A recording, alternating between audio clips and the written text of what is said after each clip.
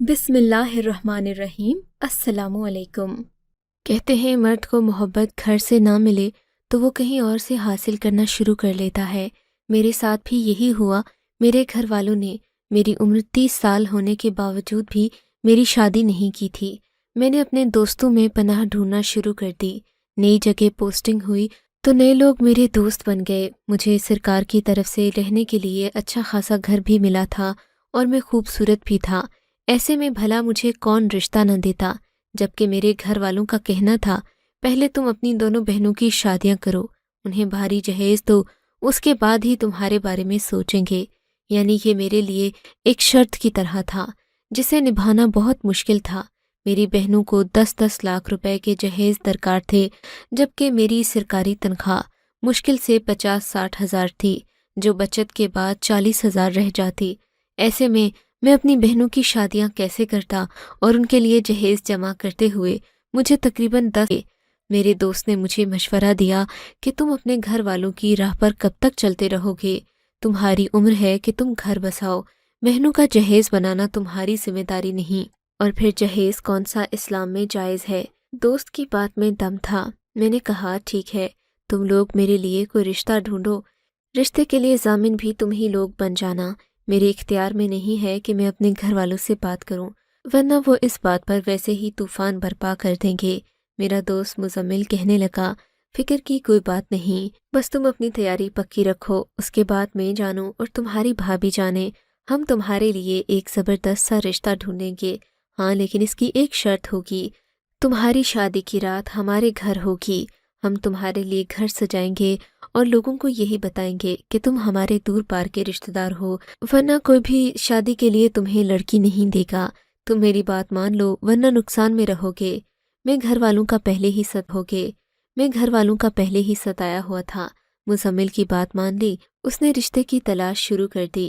چند دنوں کے بعد مجھے خوشخبری سنائی دی کہ ایک نہایت خوبصورت اور شریف گھرانے کی لڑکی میرے رشتے کے لیے مان گئی ہے۔ میری تو خوشی کی انتہا نہ رہی۔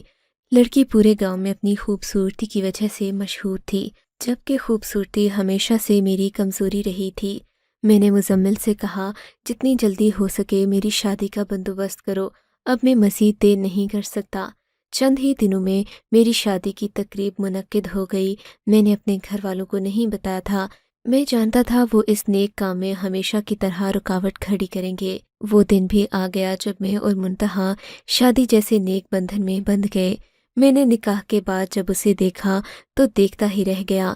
وہ انتہائی خوبصورت اور کومل سی لڑکی تھی، اسے دیکھتے ہی انسان دنیا بھر کے غم بھول جائے۔ لیکن اس وقت مجھے منتہا کے ساتھ زیادہ بیٹھنے کا موقع نہیں ملا۔ تھوڑی دیر میں منتہا کی اپنی سہیلیاں اور مزمل کی بیوی کی سہیلیاں اور اس کی خواتین رشتہ دار آ گئیں۔ انہوں نے منتہا کو گھیر لیا۔ اب میرا یہاں بیٹھنا مشکل تھا۔ میں اٹھ کر باہر دوستوں میں آ گیا، دیکھا تو سلطان ملک بھی کھڑا تھا۔ سلطان ملک میرا پرانا دوست تھا جو اسی علاقے کا رہنے والا تھا، لیکن اس کی شہرت اچھی نہ ہونے کی وجہ سے میں اس سے کم ہی ملتا جلتا تھا۔ سلطان مجھ سے گلے ملا اور کہنے لگا، تم تو مجھے بھول ہی گئے لیکن میں تمہیں نہیں بھولا۔ دیکھو، تمہارے بنا بتائے میں تمہاری شادی میں شرکت کے لیے آ گیا، تم نے تو مجھے دعوت دینا بھی مناسب نہیں سمجھی۔ سلطان دل کا اچھا تھا۔ مجھے شرمندگی ہونے لگی کہ میں نے اتنی بڑی بات سلطان سے کیوں چھپائی، جبکہ وہ بھی اسی گاؤں کا رہنے والا تھا۔ میں نے اسے بتایا کہ سب کچھ جلدی میں ہوا ہے، تو بس پھر تمہیں میری ایک بات ماننا ہوگی۔ ہاں ہاں کہو، کیا بات ہے؟ میں نے سلطان کے کاندھے پر ہاتھ رکھتے ہوئے پوچھا۔ میں تمہارے لیے اتنی بڑی گاڑی لے کر آیا ہوں، بارات تو شان سے ہی جائے گی، تم لڑکی کو یہاں سے رخصت کر کے اپنے گھر لے چلو۔ دیکھو، میں نے تمہارا گھر تمہاری غیر موجودگی میں بہت خوبصورت اور شاندار طریقے سے سجایا ہے، تم بھی دیکھو گے تو حیران رہ جاؤ گے۔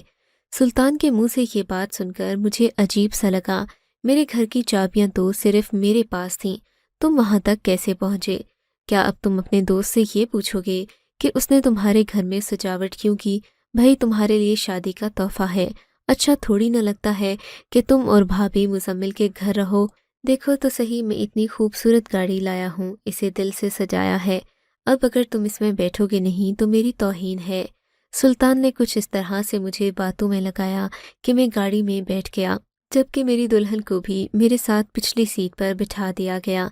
मुझे एहसास नदामत भी हो रहा था कि मैं मुज़म्मिल को बताए बगैर बगैर ही सुल्तान के साथ आ गया। हालांकि मेज़बान वो था, शादी की तकरीब के बाद मुझे उसी के घर रहना था, लेकिन खैर सुल्तान भी मुझे मेरे ही घर लेकर जा रहा था, इसमें क्या बुराई थी। तकरीबन आधे घंटे बाद मेरा घर आ गया। मैं गाड़ी से उतरा। सुल्तान के साथ मौजूद एक दो खवातीन ने गाड़ी से मेरी दुल्हन को निकाला और उसे अंदर कमरे में ले गईं, जबकि सुल्तान के साथ बाकी दोस्तों ने मुझे भी घेर लिया। मुज़म्मिल कहीं नज़र नहीं आ रहा था। मैंने सुल्तान से पूछा तो कहने लगा, हम उसे बताए बगैर यहाँ आ गए हैं, थोड़ी देर में वो भी पहुँच जाएगा, तुम फिक्र क्यों करते हो, आज तुम्हारी शादी का दिन है, कोई तुमसे नाराज़ नहीं होगा। सुल्तान की बात सुनकर मैं कुछ मुतमईन हो गया। अब मुझे दोस्तों से फारिग होने की बहुत जल्दी थी। मैं चाहता था जल्द अज जल्द अपनी मुंतहा को देखूं। उसके चेहरे पर फैला नूर मुझे उसकी तरफ खींच रहा था। शादी की तकरीब 4-5 बजे शुरू हो गई थी। फिर ये पहाड़ी इलाका था, यहाँ लोग जल्द सो जाते। कमरे में दाखिल हुआ। मेरी दुल्हन घूंघट निकाले बैठी थी। उसने अपने हाथ छुपा रखे थे। उसकी हया देखकर मैं उस पर कुर्बान हुआ जा रहा था। उससे पहले कि मैं उसका घूंघट पलटता, वो अपनी सहमी सी आवाज़ में बोली, मुझे बहुत घुटन हो रही है, मैं वॉशरूम में जाकर अपना मुंह धो आती हूँ। ये कहकर वो उठी और उठते ही वॉशरूम की तरफ चल दी। उठते हुए न जाने क्यों वो मुझे किसी जिंदा लाश की तरह लगी। ऐसे लगा वो कोई इंसान नहीं बल्कि चलता फिरता ताबूत हो। लेकिन वो इस कदर खूबसूरत थी कि उसके बारे में ऐसी बातें सोचना भी गुनाह लगता। मैं खामोश हो गया, उसका इंतज़ार करने लगा। लेकिन मुंतहा का इंतज़ार करते करते अब काफ़ी देर हो गई थी। तकरीबन आधा घंटा गुजर गया था। मुंतहा अभी तक वॉशरूम से नहीं निकली थी। मैंने जाकर दरवाजे पर दस्तक दी। मुंतहा, मैं और कितना इंतज़ार करूं? जल्दी से बाहर आ जाओ, मुझे तुमसे बातें करनी हैं। करूं, जल्दी से बाहर आ जाओ, मुझे तुमसे बातें करनी हैं। आप थोड़ा इंतज़ार कर लें, मेकअप बहुत लग गया है, इसे उतारना तो पड़ेगा ना। ये कहकर मुंतहा फिर से मसरूफ़ हो गई। मैं इंतज़ार करने लगा। आधा घंटा और गुजर गया। नई नवेली दुल्हन को ये बात कहना अच्छा नहीं लगता था, इसलिए मैं खामोश होकर इंतज़ार करता रहा। मैं उस पर पहले ही दिन अपना बुरा तासुर नहीं डालना चाहता था, लेकिन कितना इंतज़ार करता। मैं अपनी किताब पढ़ने लगा। किताब पढ़ते पढ़ते मुझे नींद आ गई। खुदा जाने कब मेरी आँख लगी। उसके बाद मुझे हल्की सी मुंतहा की आवाज़ सुनाई दी, लेकिन मेरी आँख नहीं खुली। यूं ही न जाने कितनी देर गुजर गई। तकरीबन सुबह का वक्त था जब मेरे कमरे का दरवाज़ा ज़ोर ज़ोर से बजाया जाने लगा। मैं हड़बड़ाकर उठ बैठा। देखा तो कमरे में मुंतहा का नामो निशान नहीं था। अलबत्ता उसका उरूसी जोड़ा बेड पर बिखरा पड़ा था, जबकि गुसल खाने में किसी हुए बाल पड़े थे, जिन्हें देखकर अजीब सा महसूस हो रहा था। मुंतहा का बिखरा हुआ शादी का जोड़ा, बाल और ये छोटी मोटी चीज़ें इस बात का पता दे रही थीं कि मुंतहा यहाँ से चली गई है, क्योंकि बाकी हर चीज़ मौजूद थी। मुंतहा के जूते इस कमरे में नहीं थे। इसका मतलब कि वो यहाँ से चली गई है, या शायद थोड़ी देर के लिए बाहर गई हो, इसीलिए दरवाज़ा बजा रही है। ये सोचकर मैंने दरवाज़ा खोला तो सामने सुल्तान मलिक खड़ा मुस्कुरा रहा था। क्या बात है सुल्तान, मुंतहा कहाँ गई और तुम लोग अभी तक गए नहीं हो? दोस्त, तुम्हारे लिए एक बुरी खबर है। सुल्तान एकदम संजीदा हो गया। क्या बात है? क्या मुंतहा मुझे छोड़कर चली गई?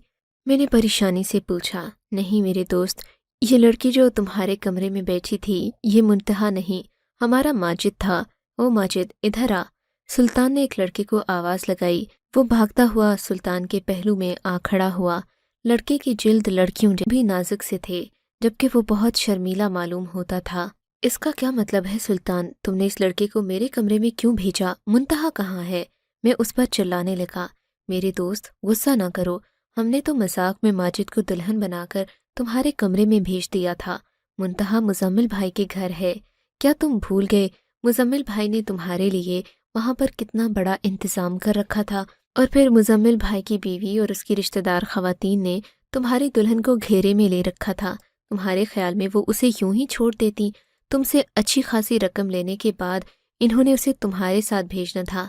हम तो तुम्हें यहाँ मजाक में लाए हैं, लेकिन तुम तो सचमुच संजीदा ही हो गए। बड़े बेवकूफ़ हो तुम। सुल्तान ये कहकर बेहुदा कहकहे लगाने लगा। मैं उसका मुंह देख रहा था। कोई इस कदर बदनीयती से कैसे काम ले सकता है। अब तो शादी की तकरीब भी इख्तिताम को पहुंच गई थी। ये मजाक इतना लंबा तो नहीं हो सकता था कि मुजम्मिल के घर छोड़कर मुझे यहाँ ले आए। गुस्से से मैं लाल पीला हो रहा था। अब मैं क्या करूं, कहाँ जाऊं? मुझे बताओ, मुंतहा कहाँ है? मैंने अपने गुस्से पर काबू पाते हुए सुल्तान से पूछा। वो तो मुजम्मिल के घर ही है। अब तुम जाओ मुजम्मिल के घर और अपनी दुल्हन से मिल लो। भाई हम तो बहुत थक गए हैं, अपने अपने घरों को जा रहे हैं। चलो माजिद, बताओ तुम्हें मुंह दिखाई में क्या मिला? माजिद से उसका मजाक देखकर मुझसे बर्दाश्त न हुआ। दिल चाहता था कि इसे ज़मीन में जिंदा दफना दूं, लेकिन मैं खामोश रहा। मैंने जल्दी से मुजम्मिल के घर का रुख किया, अपनी गाड़ी में बैठा और सीधा वहां पहुंच गया। वहां जाकर देखा तो अलग ही मातम बना हुआ था। मुजम्मिल मुझे पागलों की तरह ढूंढ रहा था। उसे किसी ने यह भी नहीं बताया कि मैं कहाँ गया हूँ, जबकि मुझे सुल्तान ने कहा था कि वो मुजम्मिल को सब कुछ बताकर आया है।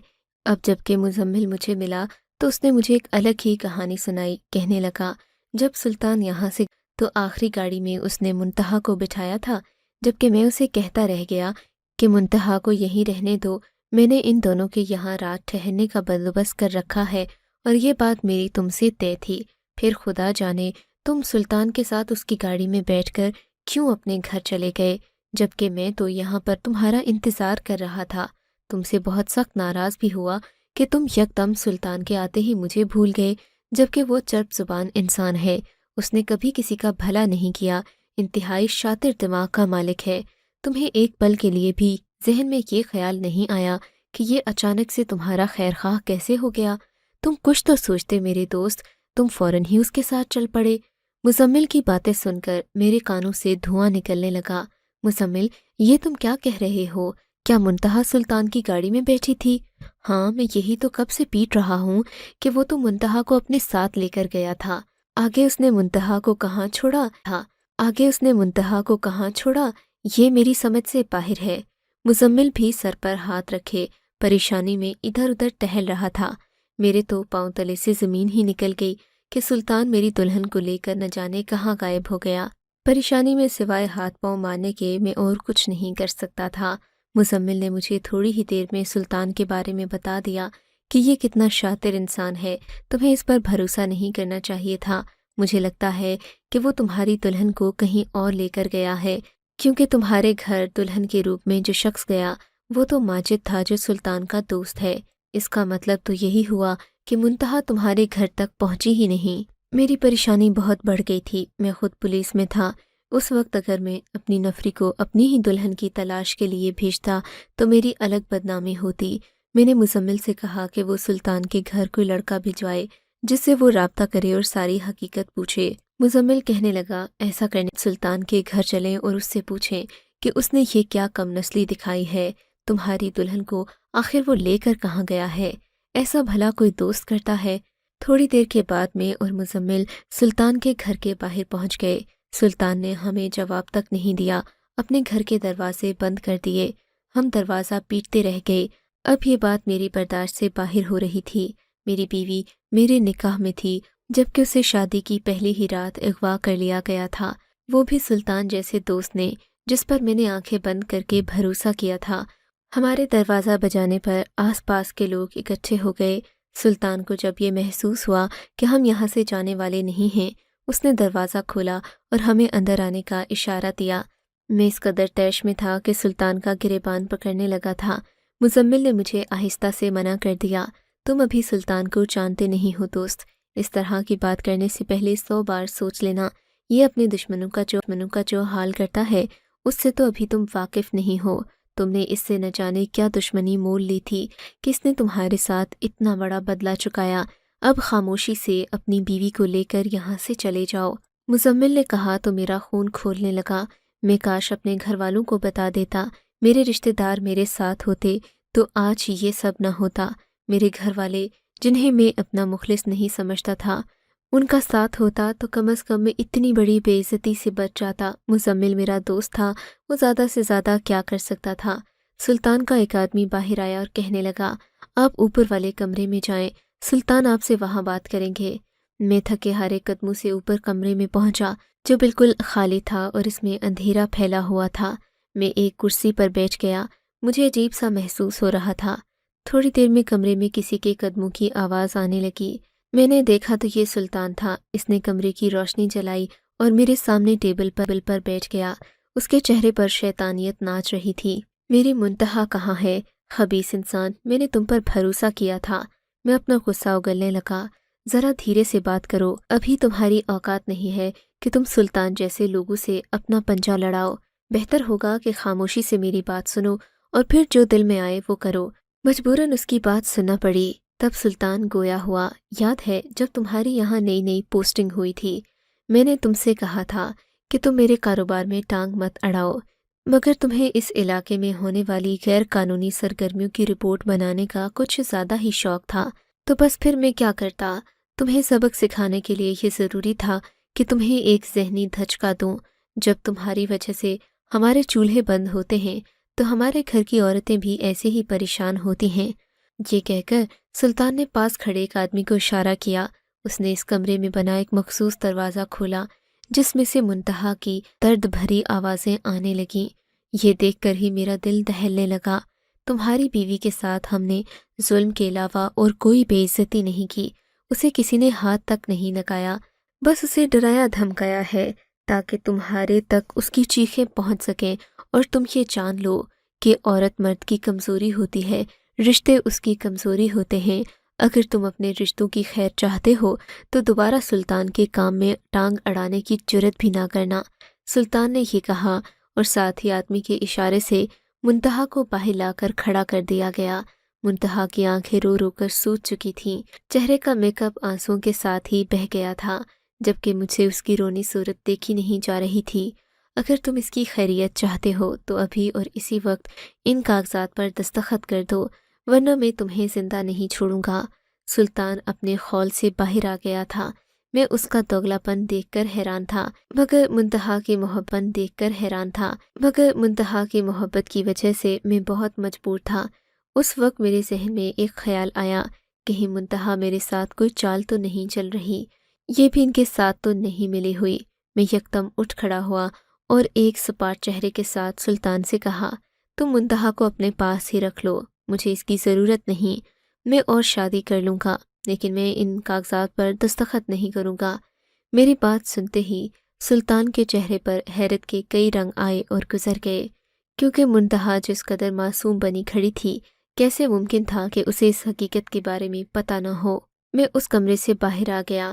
مزمل نے مجھے دیکھا تو حیرت سے پوچھنے لگا، بے وقوف انسان، تم نے اس معصوم کو یہ سزا کیوں دی؟ وہ تو ان سب کو جانتی تک نہیں، شریف گھرانے کی معصوم لڑکی ہے۔ اگر تم مزمل پر یقین کرتے ہو تو اس لڑکی پر بھی یقین کرنا ہوگا۔ خدا کا شکر کہ مزمل کے بر وقت یاد دلانے پر میں نے اپنا فیصلہ سلطان منتہا کا نہ جانے کیا حال کرتا۔ آج بھی منتہا مجھ سے اس بات پر خفا ہوتی ہے کہ میں اسے چھوڑ کر باہر جانے لگا تھا، جبکہ میں جانتا ہوں میری نیت کیا تھی۔ منتہا ایک بہت اچھی بیوی ثابت ہوئی۔ اس نے میرے رنگ میں ڈھل کر مجھے وہ سکون دیا جو شاید دنیا کی کسی عورت سے ممکن نہ ہوتا۔ وہ بہت فرما بردار بیوی ہے۔ میں نے اگرچہ اس جگہ سے اپنی پوسٹنگ کروا کر سلطان کے علاقے سے جان ہی چھڑا لی، لیکن میں منتہا کو پا کر بہت خوش ہوں۔ بے شک ہر مصیبت کے بعد انسان کے لیے کوئی نہ کوئی بھلائی ضرور آپ کو اگر یہ کہانی اچھی لگی ہے تو اس ویڈیو کو لائک کیجیے اور اس طرح کی مزید کہانیاں سننے کے لیے ہمارے چینل کو ضرور سبسکرائب کیجیے۔ کہانی سننے کا شکریہ۔ آپ سے ملاقات ہوگی اگلی ویڈیو میں، تب تک کے لیے اللہ حافظ۔